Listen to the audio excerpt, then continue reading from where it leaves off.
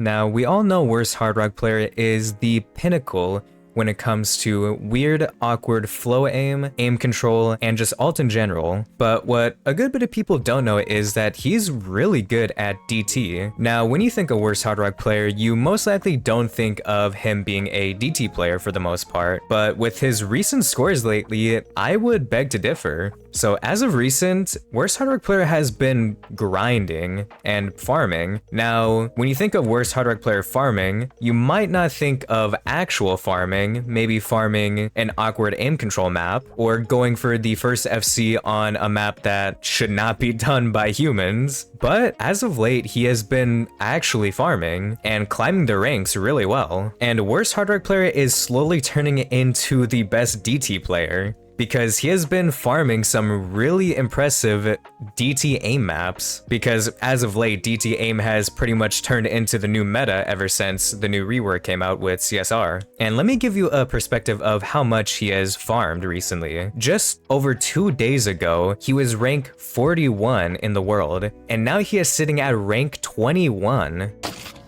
Alright, Future Decay here, and a little bit has changed since I recorded this audio yesterday. He's actually gone from rank 41 all the way to rank 15 now, gaining 26 ranks in just a few days, and also surpassing Flyingtuna, making him the rank 1 player in South Korea now. And at the rate he's going, honestly, I think we might be able to see Worst Hard Rock Player hit the top 10 way sooner than I was expecting. And for Worst Hard Rock Player to achieve rank 10, he needs a total of 524 raw PP to do so, which he could achieve with a single score being worth 1,543 PP. So it is very much super doable for him to reach the top 10. Alright, back to past Decay to explain the rest. Now, just for some info, Worst Hard Rock Player has a total of 15 1K plus scores, with 3 of those scores being 1.1Ks and 1 of them being 1.2K. And out of those 15, 8 of those plays were done in just the last 3 days.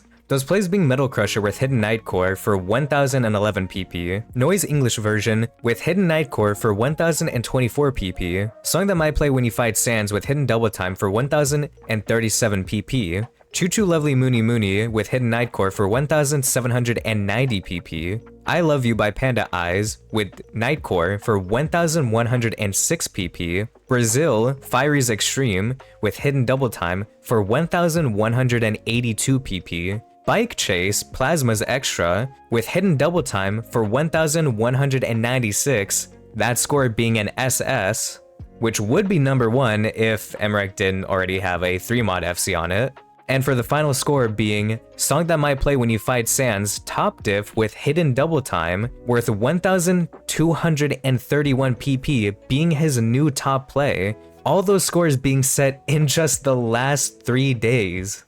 Now, I don't know about you, but that's really impressive, especially for somebody who's not generally known for being a DT aim player, but he has the skill for it, and if he continues to push this skill set, I think we can definitely see him enter obviously the top 20 very soon, and in my opinion, definitely the top 10 for sure. With the meta shifting, I think it's so doable for him, because if he can pull off these scores now, just who knows what he might be able to pull off in the future if he continues to push his DT aim. And if the maps that he normally plays ever get weighted properly, then it's over. He's in the top 10 for sure, but who knows when that will happen. But now that he's pushing his DT ability, he's going to be an even bigger threat in OWC, because he'll probably be in for a lot more picks than he normally would be. So I feel like that's going to be pretty exciting to see. And the South Korean team is just getting stronger by the day. And speaking of the South Korean team, one of the players on there has also been popping off aside from Worst Hard Rock Player, that player being Hyeok 2044. And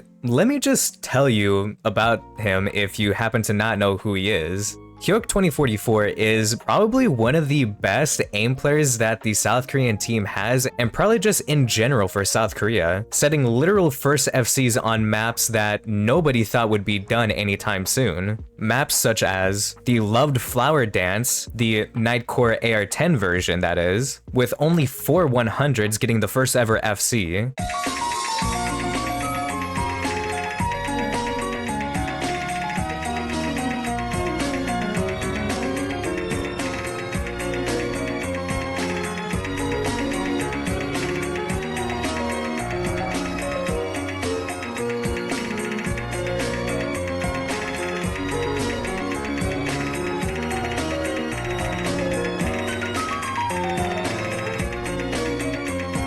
getting the first ever hidden Hard Rock FC on Breaking the Habit with an SS, might I add, sniping out the likes of White Cat and Zoodinator.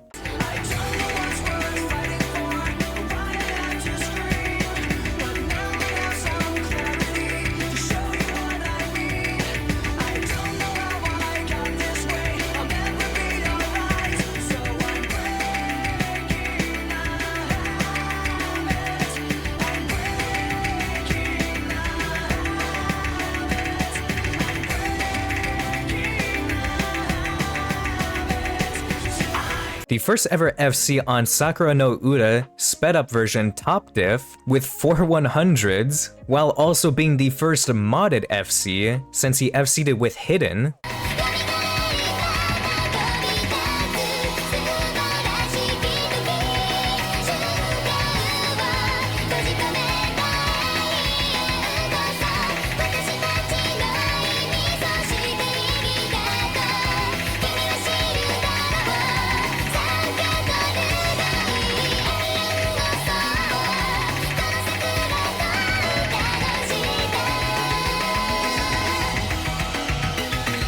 And the first ever FC on Kigurumi Sungeki, the Grand Senpai cross-screen jump map, with 4 100s and 150.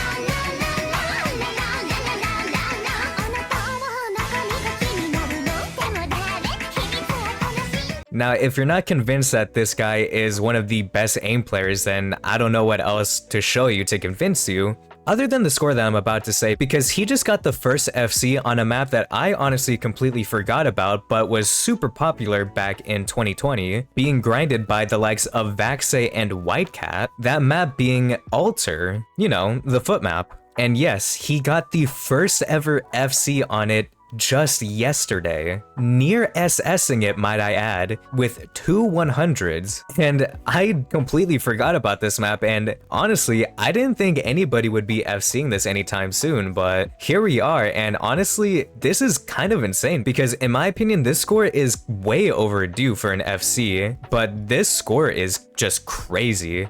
To think that somebody can near SS it, because while yes, both Vaxei and White Cat got really good act on this map, it was not as close as Hyeok's score of an SS. Now, I guess you can argue White Cat's score was pretty close, but still, Hyeok's was a lot closer. And I mean, just look at this clip from it.